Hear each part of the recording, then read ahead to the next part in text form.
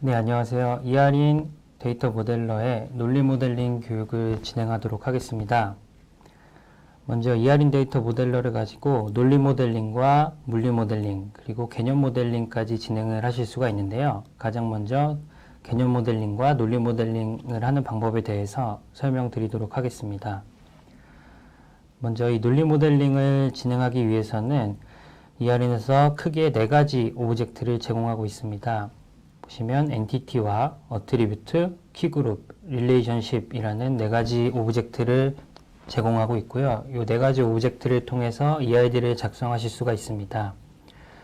이 엔티티는 실제 물리 DB 오브젝트로 따지면 테이블에 해당이 될 것이고요. 어트리뷰트는 컬럼, 키그룹은 인덱스, 릴레이션십은 FK, 컨스트레인트가 되겠습니다. 그래서 엔티티와 어트리뷰트, 키그룹, 릴레이션십을 작성하는 법에 대해서 설명을 드릴 건데요. 이 장표를 보시면 우측 하단에 실제로 해당되는 오브젝트들이 ER인에서 어떻게 표현되는지를 확인하실 수가 있습니다. 예시 쪽을 보시면 부서라는 박스가 하나 존재하고요. 옆에 사원이라는 박스가 존재하는데요. ER인에서는 이 네모 박스를 하나의 엔티티로 보고 있습니다. 그래서 부서라는 엔티티와 사원이라는 엔티티가 그려져 있다라고 읽으시면 되겠습니다. 그 다음으로는 어트리뷰트가 되는데요. 어트리뷰트는 이 박스 안에 입력되어 있는 하나하나의 항목이 되겠습니다. 즉 컬럼이 되겠는데요. 부서라는 엔티티 안에는 부서 코드라는 어트리뷰트, 부서명이라는 어트리뷰트가 존재하고 있습니다. 그 우측에 사원 엔티티를 보시면 사원 코드라는 어트리뷰트부터 퇴사일자라는 어트리뷰트까지 존재하는 것을 확인하실 수가 있습니다. 그 다음으로 키그룹을 설명드릴 건데요. 방금 이 화면을 잘 보시면 이 박스 안에서도 하나의 가로선이 존재하는 걸 보실 수가 있습니다. 이 가로선이 키그룹 중에서도 PK를 나타내는 데 사용되는 선이 되겠습니다. 즉, 이 가로선 기준으로 위쪽에 존재하는 속성은 이제 PK 인덱스의 속성이 되겠습니다. 즉, 사원이라는 엔티티의 PK 속성은 사원 코드가 되고요. 부서라는 엔티티의 PK 속성은 부서 코드가 되겠습니다. 그래서 키그룹에 대해서 좀 더 자세히 살펴보면 실제로 ER인에서 제공하고 있는 키그룹의 종류는 크게 3가지가 있습니다. 방금 설명드렸던 PK라는 키그룹이 존재하고요. 그 다음으로는 AK 그리고 IE 이렇게 2가지가 더 존재하고 있습니다. PK는 말 그대로 프라이머리 키, PK 인덱스를 의미하게 되겠고요. AK는 이제 유니크 인덱스를 의미하게 되겠습니다. 다음으로 IE는 넌 유니크 인덱스를 의미하고 있습니다. 각각의 키그룹에 해당되는 속성들을 ER인에서 설정을 해 주실 수가 있고요. 설정을 하시고 나면 우측의 예시에서 보시는 것처럼 사원 코드라는 PK 앞에는 열쇠 그림의 아이콘을 추가하실 수가 있고 사원명이라는 IE 키그룹, 즉 넌 유니크 인덱스에는 이런 식으로 인덱스명과 멤버 순서 값이 나타나게 됩니다.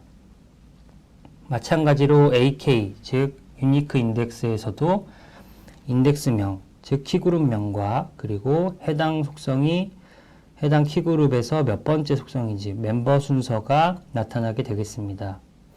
그래서 ER인에서는 크게 3가지 키그룹을 지정할 수 있다라고 생각해 주시면 되겠습니다. 다음으로는 릴레이션십에 대한 설명인데요. 릴레이션십은 엔티티와 엔티티 간의 업무 규칙이나 제약 조건, 즉 컨스트레인트를 표현하는 데 사용하는 오브젝트가 되겠습니다. ER인에서 이 릴레이션십이 표현되는 방법은 엔티티와 엔티티 사이의 선으로 표현이 되겠는데요. 이 관계선에 대해서도 여러 가지 옵션을 설정해 주실 수가 있습니다. 장표에서 나오는 것처럼 릴레이션십의 옵션 중에서 이 선택성이라는 옵션이 있는데요. 이 선택성은 이 부모와 자식 간의 관계에서 부모가 반드시 이 관계에 참여를 하느냐 아니면 선택적으로 참여를 하느냐에 대한 설명인데요. 쉽게 말씀드리면 널이냐 난널이냐를 생각해 주시면 될 것 같습니다. 그래서 ER인 상에서는 이 선택성 옵션이 어떻게 표현이 되냐면 부모 엔티티 쪽에 이 세로선과 동그라미 기호로 표현이 됩니다. 이 세로선 기호가 의미하는 것은 필수 참여, 즉 반드시 이 관계에 부모 엔티티가 참여한다라는 의미가 되고요. 아니면 참여할 수도 있고 안 할 수도 있다. 즉 선택적으로 참여하는 경우에는 이 동그라미 기호, 널 옵션을 나타나게 되겠습니다. 다음으로는 차수성이라는 옵션입니다. 차수성은 반대로 이 관계에 있어서 자식의 몇 개의 인스턴스가 참여를 하는지, 몇 개가 대응을 하는지를 의미한다고 보시면 되는데요. 그래서 차수성은 ER인에서 자식 쪽 엔티티의 기호로 표현이 됩니다. 여기 예시 그림을 보시면 사원이라는 엔티티 쪽에 마찬가지로 세로선과 동그라미 기호가 보이는 것을 확인하실 수 있고요. 그 아래쪽에 보시면 부등호 기호까지 표현이 되고 있습니다. 각각의 기호가 의미하는 것은 동그라미는 하나도 참여하지 않는다, 즉 하나도 대응되지 않는다 라는 제로를 의미하고요. 세로선은 단 하나의 인스턴스가 대응된다, 즉 1대1 관계다 라고 생각하시면 되겠습니다. 그 다음으로 부등호 표시는 1대 다 관계, 즉 여러 개의 자식 엔티티 인스턴스가 대응이 되는 경우에는 부등호로 표현이 되겠습니다. 이 각각의 옵션들을 선택하는 방법들은 잠시 후에 시연을 통해서 설명을 드릴 거고요. 이 장표에서는 각 부모 엔티티 쪽에 표현되는 기호들과 자식 엔티티 쪽에 표현되는 기호들이 어떤 것인지, 얘네가 어떤 내용을 의미하고 있는지를 확인해 주시면 될 것 같습니다. 다음으로는 이 릴레이션십을 맺어주게 되면 FK라는, 즉 foreign key, 외래 키가 생성이 되는데요. 이 FK에 대해서는 다음 장표에서 자세히 설명드리도록 하겠습니다. 네, 다음 장표를 보시면 아래쪽에 예시 데이터가 나와 있습니다. 부서라는 엔티티, 사원이라는 엔티티, 그리고 신체 정보라는 엔티티, 이렇게 세 개의 엔티티가 존재하는데요. 여기서 신체 정보 엔티티의 PK 멤버를 보시게 되면 사원 코드가 등록이 되어 있습니다. 그리고 이 사원 코드라는 이름 옆에 FK라는 명칭이 명시되어 있는 걸 보실 수가 있는데요. 이게 이제 릴레이션십을 맺어주게 되면 생성되는 FK가 되겠습니다. 이 FK가 생성되는 절차는 이 사원 엔티티와 신체 정보 엔티티 간의 관계선을 맺어주게 되면 자동으로 자식 엔티티 쪽에 부모의 PK가 FK로 등록이 되겠습니다. 즉 사용자가 직접 자식 엔티티 쪽에 FK를 수기로 입력하는 것이 아니라 관계선을 맺어주게 되면 자동으로 FK가 생성된다라고 생각해 주시면 될 것 같아요. 그 다음으로 설명드리고자 하는 내용은 이 선의 종류인데요. 잘 보시면 부서 엔티티와 사원 엔티티 간에서는 점선이고요.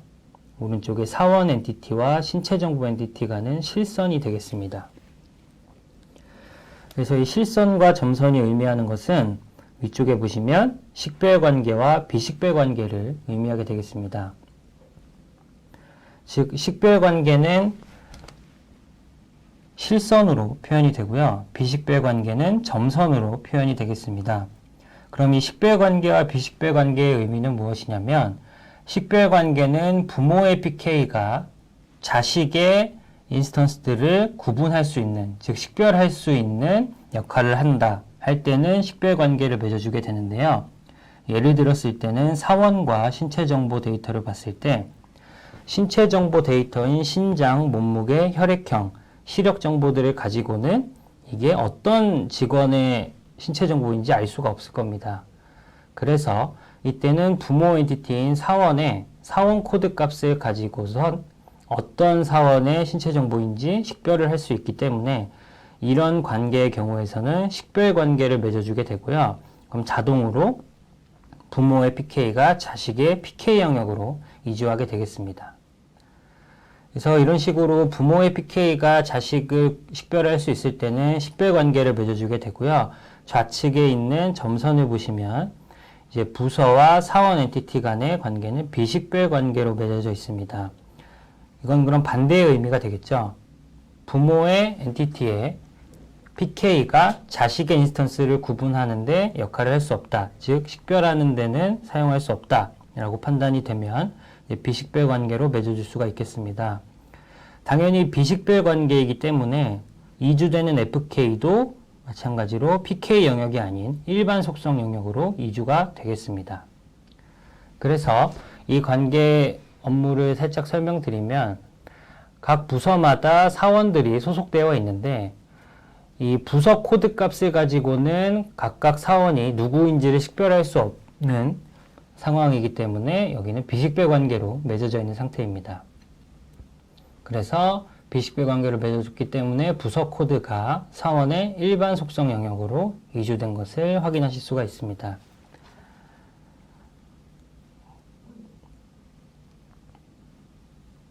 그래서 지금까지 논리 데이터 모델링을 하는 데 있어서 필요한 4가지 오브젝트, 엔티티, 어트리뷰트, 키그룹, 릴레이션십들에 대해서 간단하게 설명을 드렸고요. 실제 ERE는 실행해서 이 4가지 오브젝트를 생성하는 과정을 보여드리도록 하겠습니다.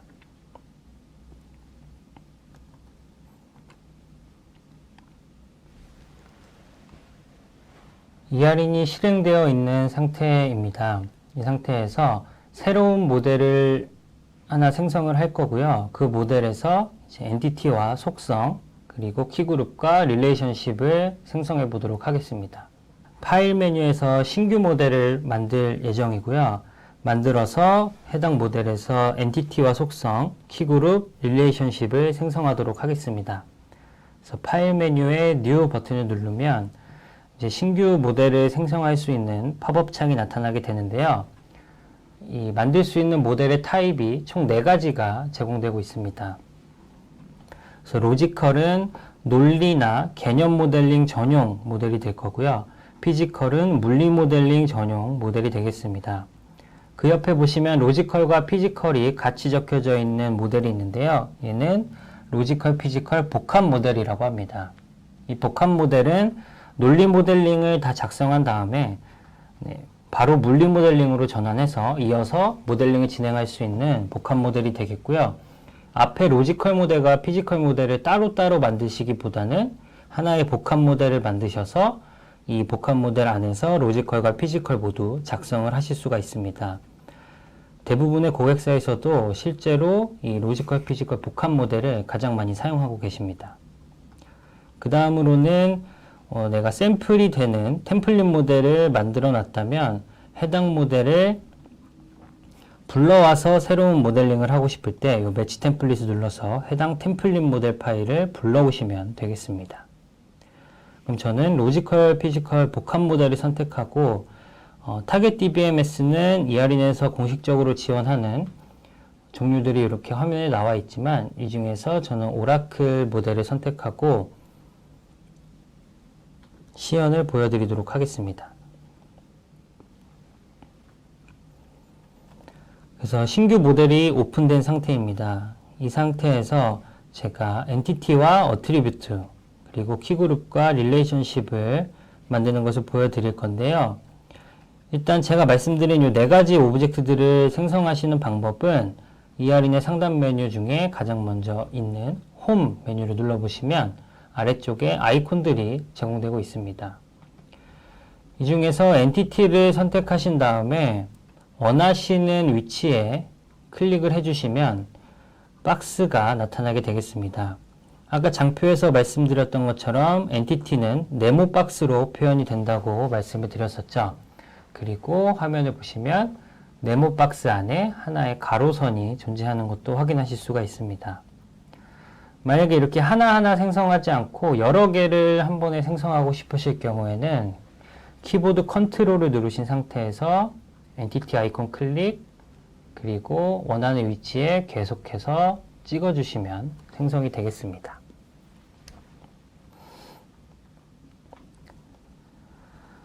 그래서 이렇게 3개의 엔티티를 예시로 만들어 봤고요. 지금 엔티티 이름은 E/1, E/2, E/3 이렇게 3개의 엔티티가 생성이 되었습니다.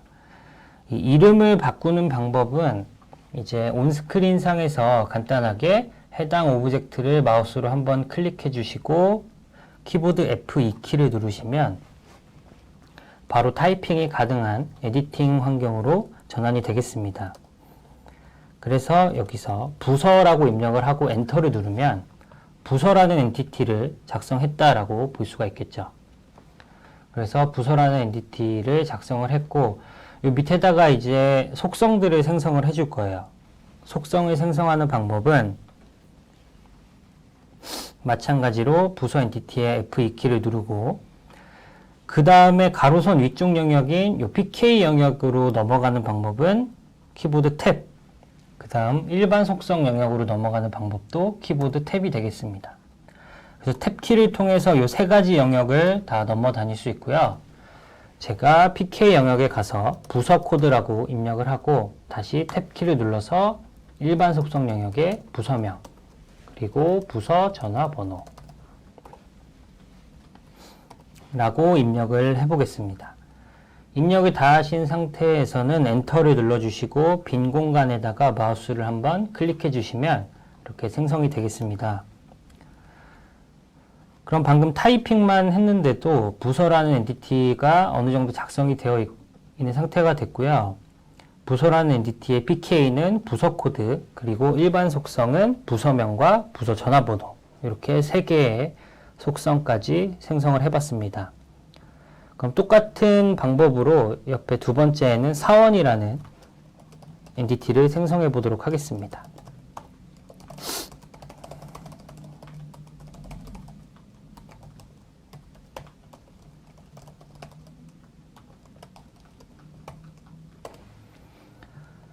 네, 이런 식으로 사원이라는 엔티티도 사원 코드라는 PK부터 성별까지의 일반 속성들을 생성을 해봤습니다.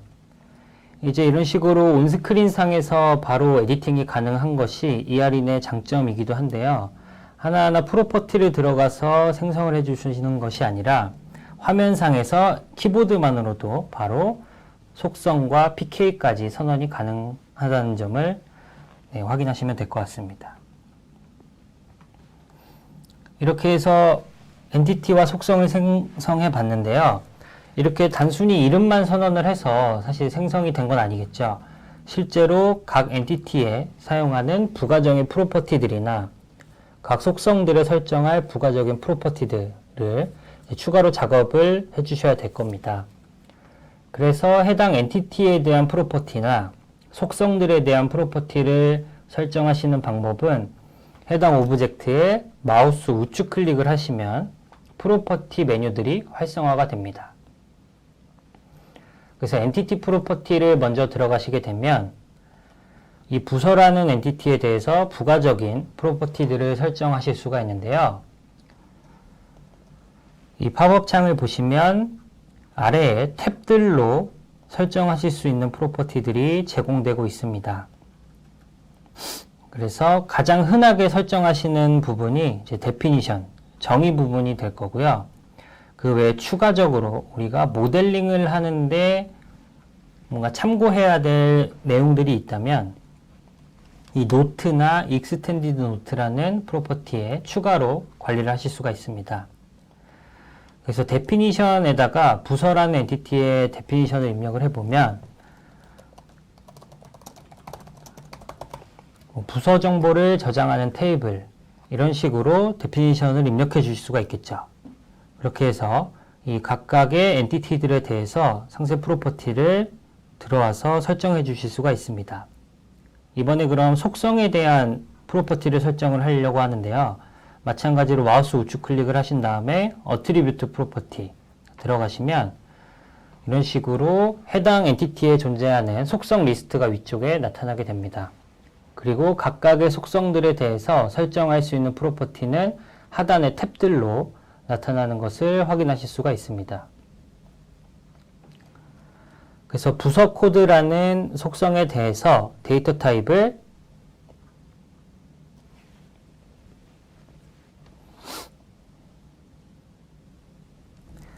박캐릭터 4바이트로 설정해 보도록 하겠습니다.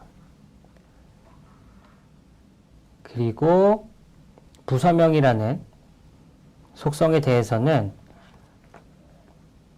바캐릭터 50바이트로 설정하도록 하겠습니다. 그래서 이렇게 데이터 타입과 길이를 설정을 해줬고요. 그 밑에 보시면 널 옵션까지 지정을 해주실 수가 있습니다. 그래서 이 부서명 속성에 대해서 널을 할 건지 난널을 할 건지 원하시는 내용을 설정해 주시면 되고요. 마찬가지로 이 속성에 대해서도 데피니션을 관리하실 수가 있습니다. 그래서 부서명이라는 속성에 대해서는 부서의 이름을 저장하는 컬럼 이런 식으로 데피니션을 입력해 주실 수가 있겠죠. 그 외에 constraint까지 생성을 하고 싶으시면 이 두 번째 탭에 있는 constraint를 체크하신 다음에 선택하신 다음에 여기서 뭐 체크 constraint나 디폴트 constraint 두 개 중에 원하시는 내용을 설정해 주시면 되겠습니다. 클로즈를 하고요. 그 다음으로는 해당 엔티티의 키그룹을 생성을 해 볼 건데요. 부서 엔티티에 마우스 우측 클릭을 해보시면 키그룹 프로퍼티까지 제공이 되고 있습니다. 그래서 키그룹 프로퍼티를 눌러보시면 현재 XPK 부서라고 해서 타입이 PK로 선언되어 있는 키그룹이 이미 생성되어 있는 걸 보실 수가 있습니다. 그리고 해당 PK에는 아래쪽에 부서 코드가 체크되어 있는 걸 확인하실 수가 있습니다. 이 화면이 의미하는 것은 아까 온스크린상에서 부서 코드를 이 가로선 위쪽에 입력을 했기 때문에 ER인에서 자동으로 얘를 PK 멤버로 인식을 한 겁니다. 그렇기 때문에 해당 부서 엔티티에 PK 그룹이 생성되어 있고 이 PK 그룹의 멤버로 부서 코드가 체크가 되어 있습니다. 그래서 이 가로선 위쪽에 입력만 해주셔도 자동으로 PK는 세팅이 된다라고 생각해 주시면 되겠고요. 여기서 이제 여러분들이 실제 관리하실 부분은 이 인덱스명, 즉 키그룹명을 직접 여러분들의 명령 규칙에 맞춰서 이름을 수정해 주시면 되겠죠. 그래서 뭐 예를 들면 PK DPT라든지 아니면 논리적인 이름으로 PK 언더바 부서 이런 식으로 입력을 해주시면 되겠습니다. 그 외에 ER인에서 제공하는 키그룹은 AK와 IE 두 가지가 더 있었는데요. 생성하시는 방법은 이 New라는 작은 아이콘을 선택해 주시면 AK와 IE를 선택하셔서 생성하실 수가 있습니다. AK는 가로 열고 유니크라고 입력이 되어 있습니다. 그래서 유니크 인덱스를 만들고 싶으시면 이 AK 항목을 선택해 주시고요. 마찬가지로 키그룹이 생성이 되고 아래쪽에서 어떤 항목을 어떤 속성을 멤버로 설정하실 건지 선택해 주시면 되겠습니다. 그래서 예시로 부서 전화번호를 체크해 보도록 하고요. 추가로 IE, 즉 non-unique index를 생성하신 다음에 해당되는 속성을 멤버로 체크해 주시면 키그룹까지 설정이 다 되었다고 보시면 되겠습니다.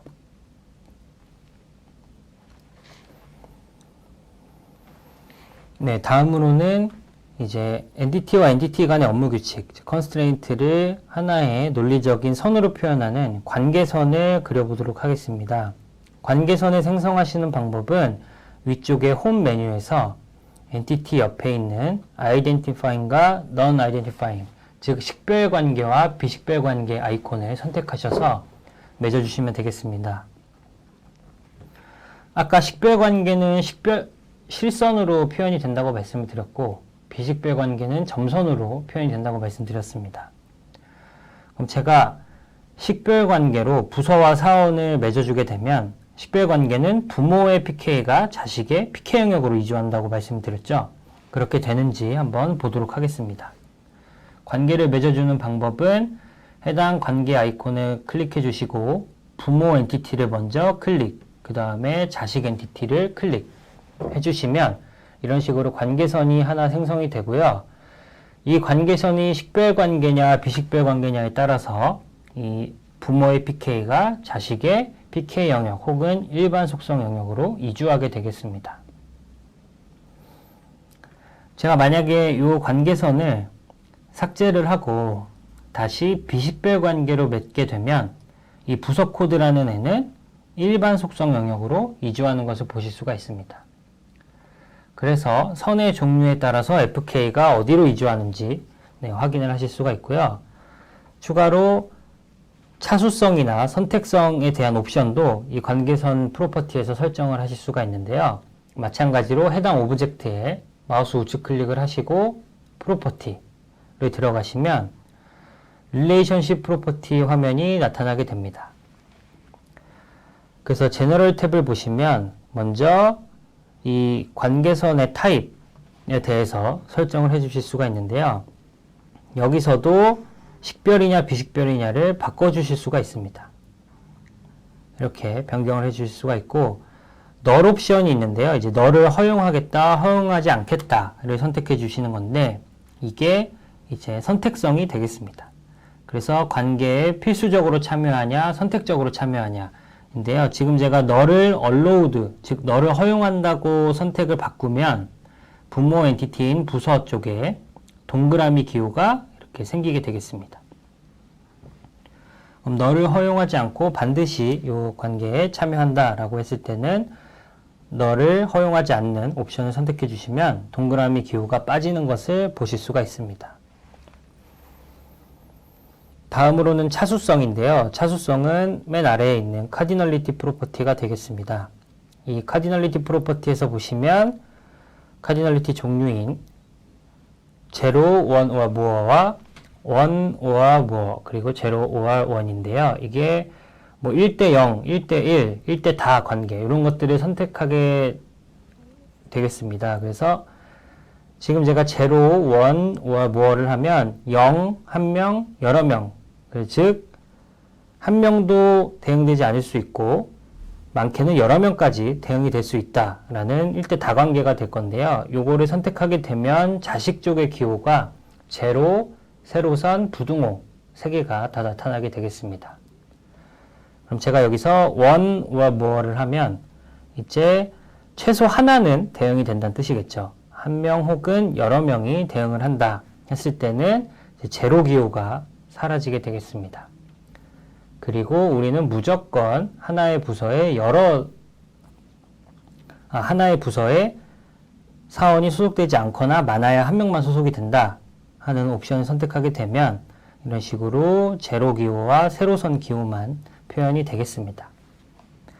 그 외에 1대1 관계를 해주고 싶다 하시면 요 중에 메뉴에 아무것도 선택하지 않는 옵션을 해주시고 밑에다가 실제 1이라는 값을 넣어주시면 이제 기호가 보이지 않고 1대1 관계가 형성이 되겠습니다.